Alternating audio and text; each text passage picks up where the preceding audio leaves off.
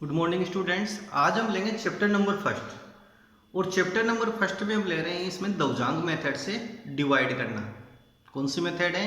दवजांग method है आपके, इससे डिवाइड करना। तो सबसे पहले देखो जो दवजांग मेथड है इसके अंदर यानी हम चलते हैं डिवीजर के पास।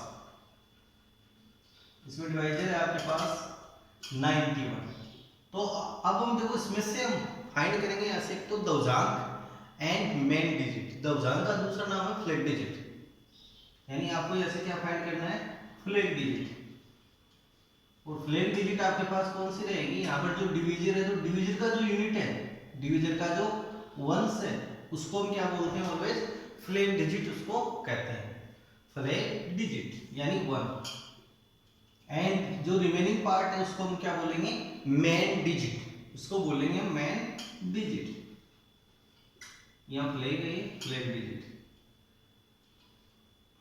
Main digit. और मेन डिजिट आपके पास कौन सी आ गई? यहाँ 9। तो इस प्रकार से आपको यहाँ फाइंड करना है। जैसे मान लो क्या आपके पास डिवाइजर 119 है। कितना है? 119 है। तो 119 में 9 को तो क्या बोलेंगे? Flat digit. एंड रिमेनिंग जो कौन सी आ गई है? 11। ये आ गई आपके पास मेन डिजिट यानी एमडी। मेन डिजिट को शॉर्ट में मैं बोलूंगा आगे एमडी, फ्लैट डिजिट को यूज करूंगा एफडी का। अब आगे देखो इसके अंदर कॉलम कितने बढ़ेंगे? वो 3 कॉलम हम काम में लेंगे। कॉलम लेंगे 3। इस प्रकार से ये कॉलम आ गए आपके पास 3 कॉलम। कॉलम कितने आ गए? 3 कॉलम। फर्स्ट कॉलम में जो कॉलम नंबर फर्स्ट है, जो कॉलम नंबर आपके पास फर्स्ट है, तो फर्स्ट कॉलम के अंदर हम लेंगे यहां पर सबसे पहले यानी फ्लैट डिजिट, फ्लैट डिजिट। और फ्लैट डिजिट इस क्वेश्चन में कितनी है आपके पास? 1। नेक्स्ट इसके बाद लेंगे मेन डिजिट, मेन डिजिट। और मेन डिजिट आपके पास कितनी है? 9। अब जो सेकंड और थर्ड कॉलम है, ये फर्स्ट कॉलम, ये सेकंड कॉलम और थर्ड कॉलम। तो सेकंड कॉलम में पहले हम करते हैं थर्ड कॉलम की कंप्लीट। तो थर्ड कॉलम में जो डिवाइडेंड है, क्या आपके पास डिवाइडेंड है? जो आपके पास डिवाइडेंड है, तो उस डिवाइडेंड का जो लास्ट वंश है, लास्ट जो वंश है, उसको हम थर्ड कॉलम में लिखेंगे। जैसे 5 है इसका वंश, लास्ट में वंश यहाँ कितना है? 5। तो 5 को यहाँ लिखा जाएगा। रिमेनिंग डिजिट 1 2 3 4, 1 2 3 4 आ जाएगी। कौन से कॉलम में आएगी? सेकेंड कॉलम में।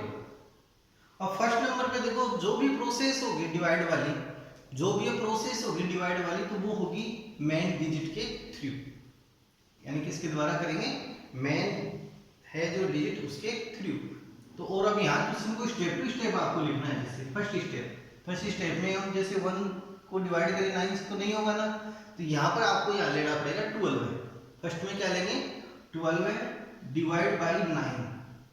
12 को हम 9 से डिवाइड करेंगे।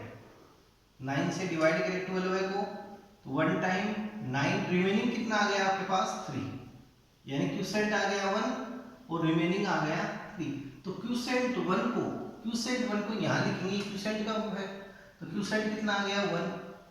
और जो यह रिमाइंडर आया 3, जो आपके पास रिमाइंडर आया है 3, तो रिमाइंडर को हम लिखेंगे नेक्स्ट जो ये डिजिट है इसके ठीक पहले, यानी 3 यहाँ। तो इस प्रकार से यहाँ लिखना पड़ेगा। समझ गए? एक बार और देख लो। 12 को डिवाइड किया हमने 9 से, क्वोशिएंट कितना आ गया? 1, रिमाइंडर आ गया 3। तो 3 को तो कहाँ लिखेंगे? जो नेक्स्ट डिजिट है उसके ठीक पहले आपको लिखना है, जस्ट बिफोर। एंड जो क्वोशिएंट है, क्वोशिएंट को लिखेंगे सेकंड कॉलम में, क्वोशिएंट वाला जो कॉलम है उस कॉलम में। अब नेक्स्ट स्टेप देखो।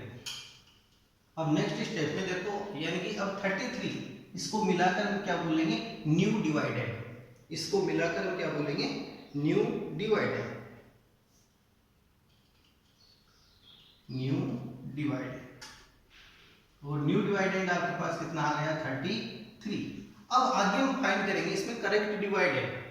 क्या निकालना है आपको? Correct divided. और करेक्ट डिवाइडेड का फॉर्मूला देखो यहाँ, करेक्ट डिवाइडेड, करेक्ट डिवाइडेड। इसका फॉर्मूला आता है न्यू डिवाइडेंड, यानी एनडी का यूज करूंगा न्यू डिवाइडेंड में, minus quotient into flag digit FD.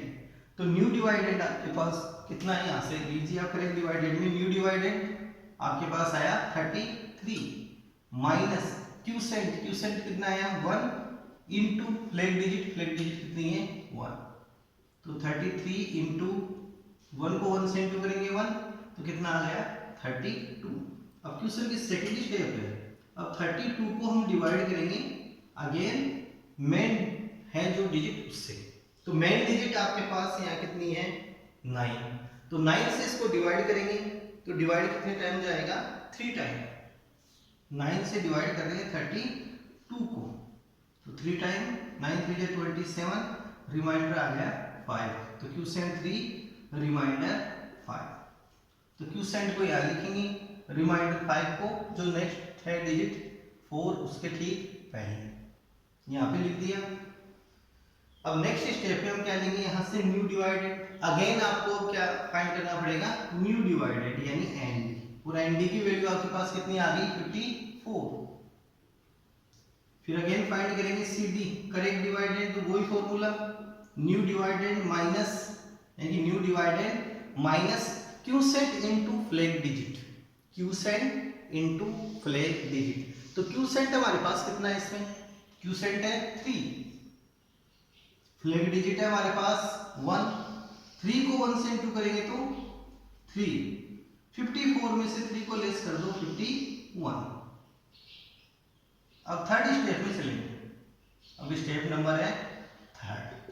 अब थर्ड स्टेप में देखो 51 है करेक्ट डिवाइडेंड, इसको क्या बोलेंगे करेक्ट डिवाइडेंड, हमारे पास आ गया 51, करेक्ट डिवाइडेंड आया 54।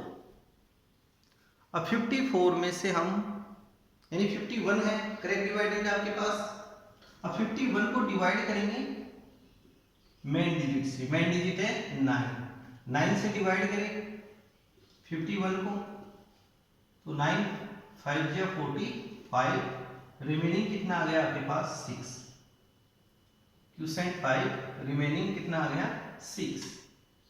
ये फॉर्मूला आपको याद रखना है।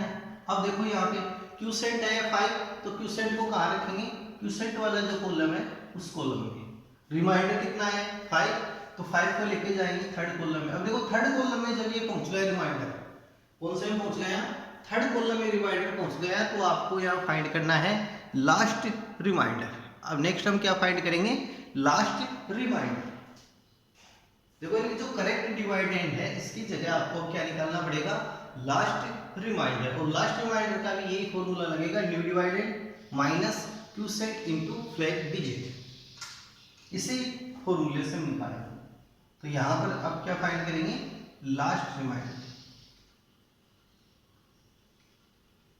तो last remainder is equal to 55 का remainder minus quotient into flag digit, तो क्यूसेंट है 5 इनटू फ्लैग डिजिट 1, तो 55 माइनस 5, 55 में से आप 5 को लेस कर दो,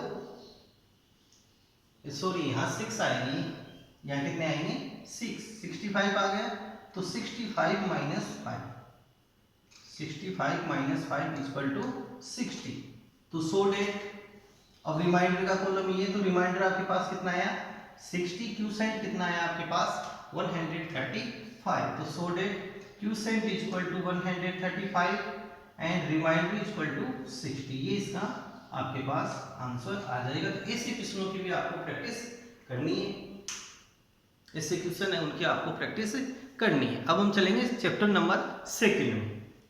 अब कौन से में चलेंगे चैप्टर नंबर 2 में।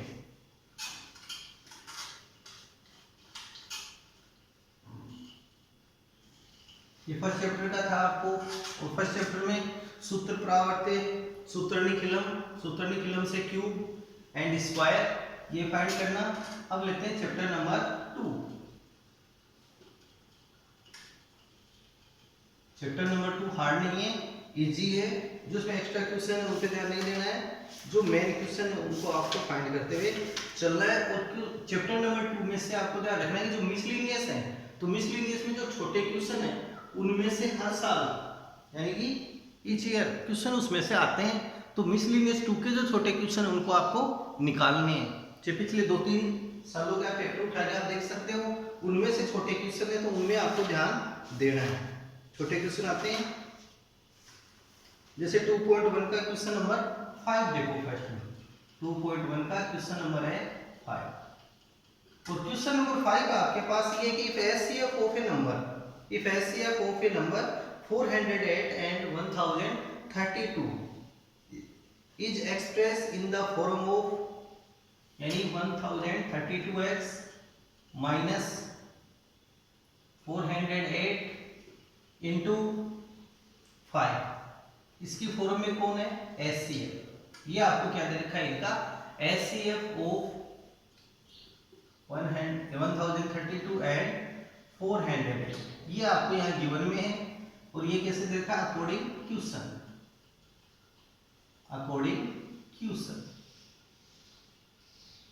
क्वेश्चन के अकॉर्डिंग ये पॉइंट आपको गिवन में है। तो फर्स्ट में हम यहाँ पर हमारी स्टेप क्या रहेगी? इनका HCF फाइंड करना है। यानी यहाँ हम स्टेप कौन से ले रहे हैं? HCF। तो HCF ऑफ 1032 एंड 408, इनका क्या फाइंड करना है आपको? HCF by Euclid division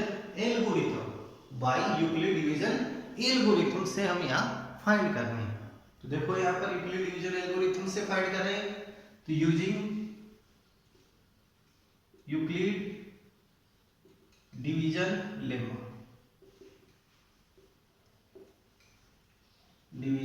lemma और इसका सेकंड क्या नाम है? यानी एल्गोरिथम और लेमा, यानी हिंदी में क्या बोलते हैं इनको? प्रमेय का। हिंदी में क्या कहेंगे इनको? प्रमेय का हम यूज करेंगे। तो देखो अकॉर्डिंग, तो सबसे पहले आपको इन दोनों में से देखना है। यानी 1032 is greater than 408। 1032 is greater than 408। इसका जो फॉर्मूला हुआ था A equal to BQ plus R। तो सबसे पहले 408 से 1032 को डिवाइड करना है। 408 से डिवाइड करना है 1032 को, तो 2 टाइम यानी 860। लेस करो इसमें से 6 और यानी 260। तो देखो जो ये चलता है फॉर्मूला तो इस फॉर्म में रहता है। यानी ये आ जाएगा A जो डिवाइडेड होगा, B यहाँ पर क्या रहेगा? डिवाइजर, क्यूसेंट इज क्यूसेंट ये क्या रहेगा?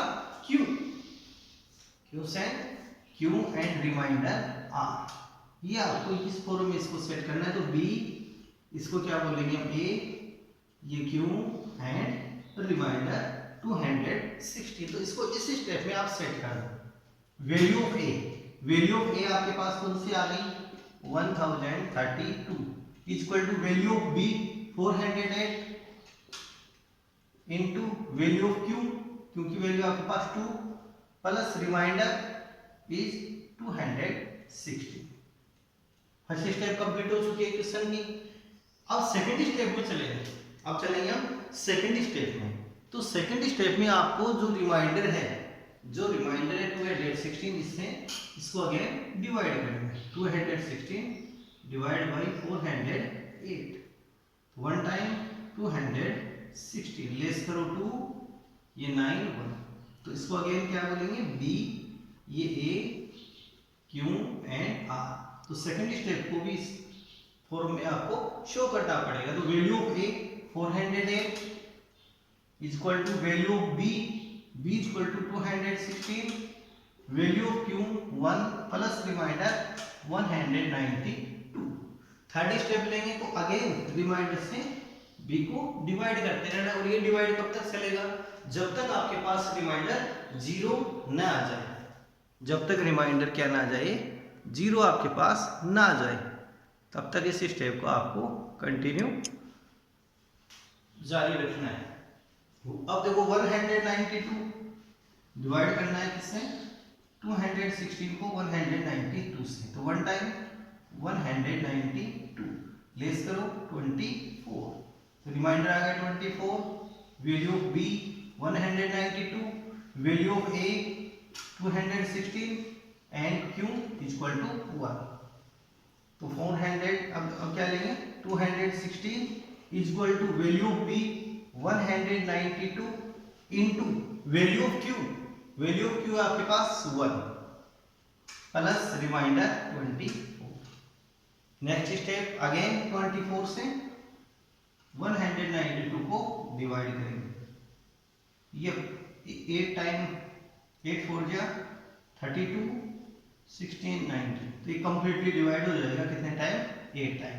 तो B A Q and R, ये वैल्यू यहाँ पुटिंग अगेन कर लो आप, 192 value of A, value of B 24 into 8 plus remainder 0। तो सो डेट एचसीएफ अब इसका कौन सा आएगा, एचसीएफ इसमें फाइंड करना है। तो जो लास्ट होता है ना, कि जो लास्ट डिवाइजर है, जो लास्ट डिवाइजर है उसी को हम क्या बोलेंगे, एचसीएफ। तो सो डेट इसका लास्ट डिवाइजर कौन सा है, 24, तो एचसीएफ इसका कितना आ जाएगा, 24 है। तो यहाँ तक की प्रोसेस हो जाएगी एचसीएफ फाइंड करना।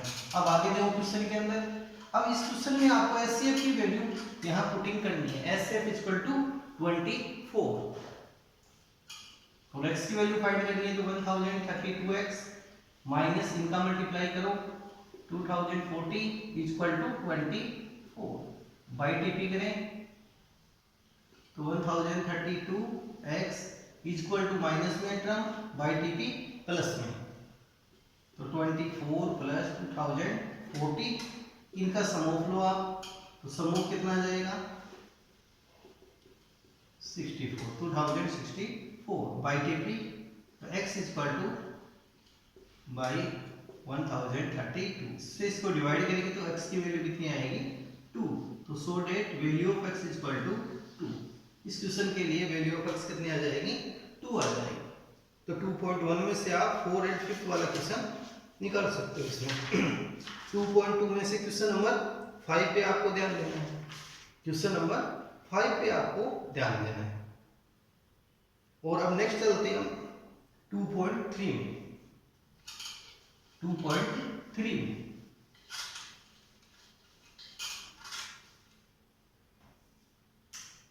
अब 2.3 में देखो क्वेश्चन इस टाइप वाले क्वेश्चनों पे आपको ध्यान देना है। प्रूव डेट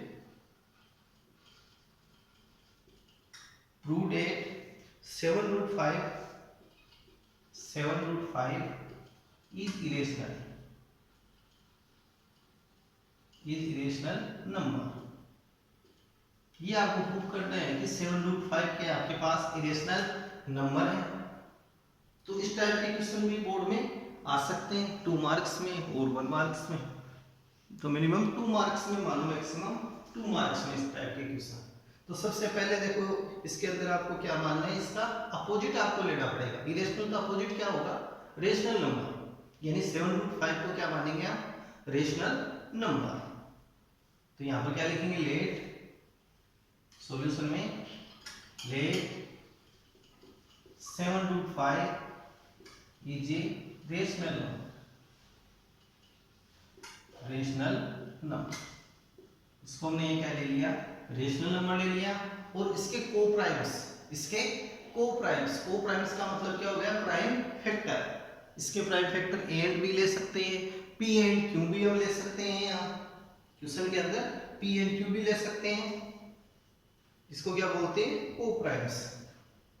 तो सो डेट और देखो क्वेश्चन के अंदर जैसे मान लीजिए किस टाइप की यहाँ पे रेशनल नंबर है, तो रेशनल नंबर को हम कैसे शो करते हैं, p बाई क्यू की फॉर्म में, p बाई क्यू की फॉर्म में शो कर सकते हैं रेशनल नंबर को। तो 7√5 equal to p by Q, तो 7√5 इक्वल टू क्या आ जाएगा, p बाई क्यू। वेयर ये हम शो कर सकते हैं कि where p and Q are coprime.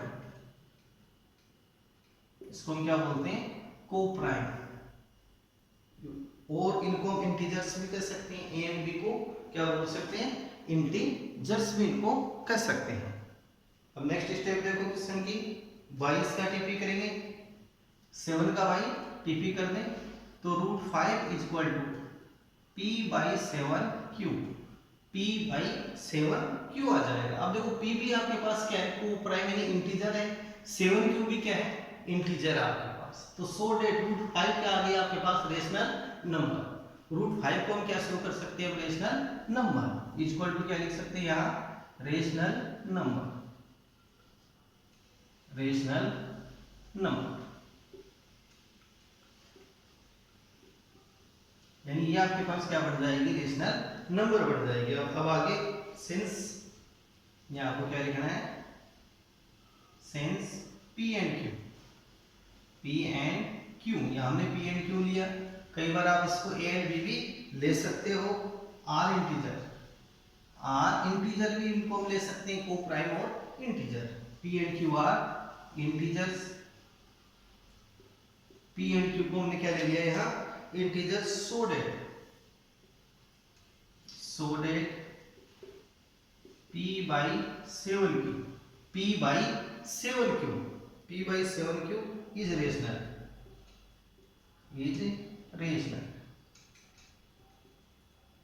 यानी कि यहाँ पर p एंड q क्या है, इंटीजर है, so that p by 7q is rational,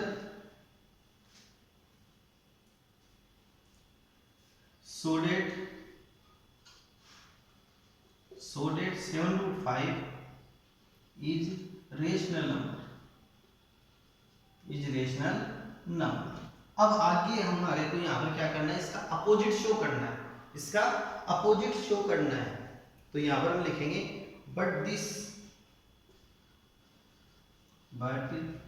this over, यानी इन लाइनों को आपको रट के जाना पड़ेगा, ओवर but this contradicts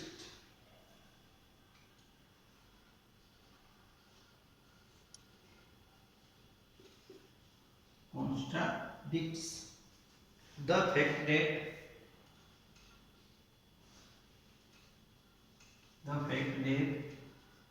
इस लाइन को आपको याद रखना पड़ेगा, that √5 is irrational, √5 is irrational, irrational number, ये लाइन है, तो ये लाइन को आपको याद रखना पड़ेगा इस प्रकार के क्वेश्चनों में। सो ओवर, यानी इसे लिखेंगे सो ओवर हाइपोथेसिस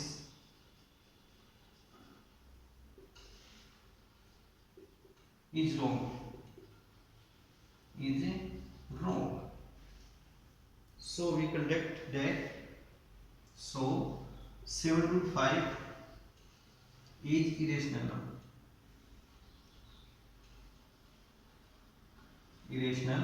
number, ये आपको शो करना पड़ेगा। तो इस टाइप के है, तो इन क्वेश्चनों के अंदर आपको जो लास्ट वाली लाइन है इनको याद रखना है, शुरू के अंदर आते हैं इनको याद रखना है, बीच का मेथड यहाँ चेंज होता रहता है क्वेश्चन में।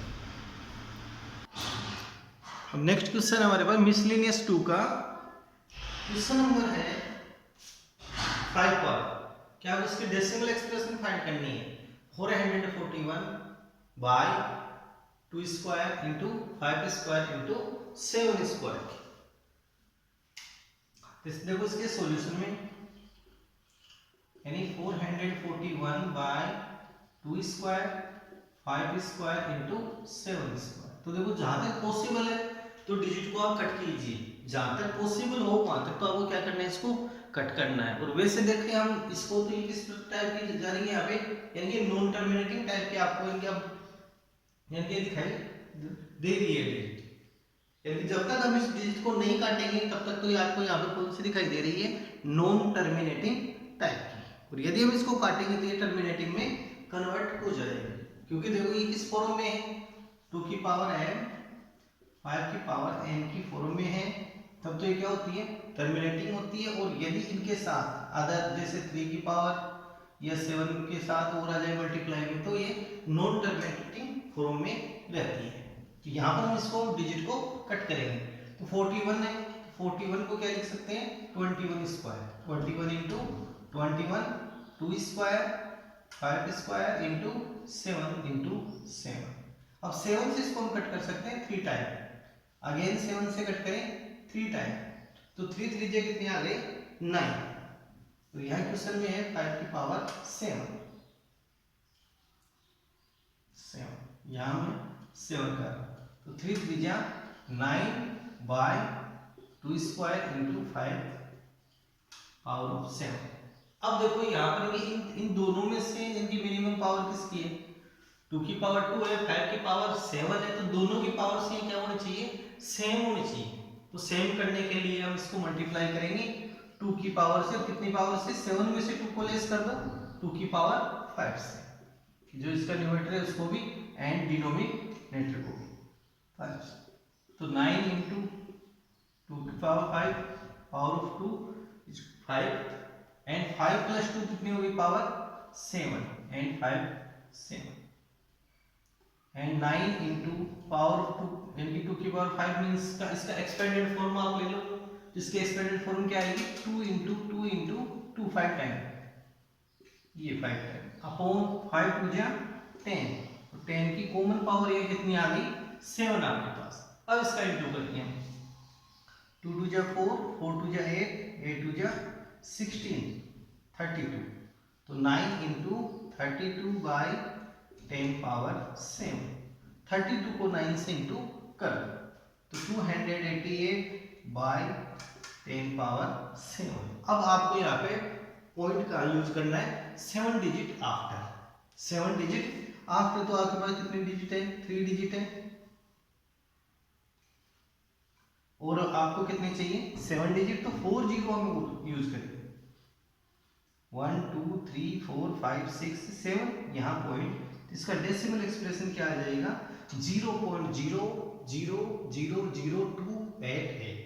तो इस टाइप के जो क्वेश्चन है वो आपको इसमें से मिसलिनियस 2 में से आपको क्वेश्चन निकालने हैं, और आपको जो एग्जाम है वो फुल कॉन्फिडेंस के साथ देनी है, और कोरोना वायरस का भी आपको ध्यान रखते हुए खुद की सेफ्टी जरूरी है। तो सभी बच्चों के लिए बेस्ट ऑफ लक एग्जाम के लिए, ओके, और पूरे पेपर को कॉन्फिडेंस के साथ आपको करना है।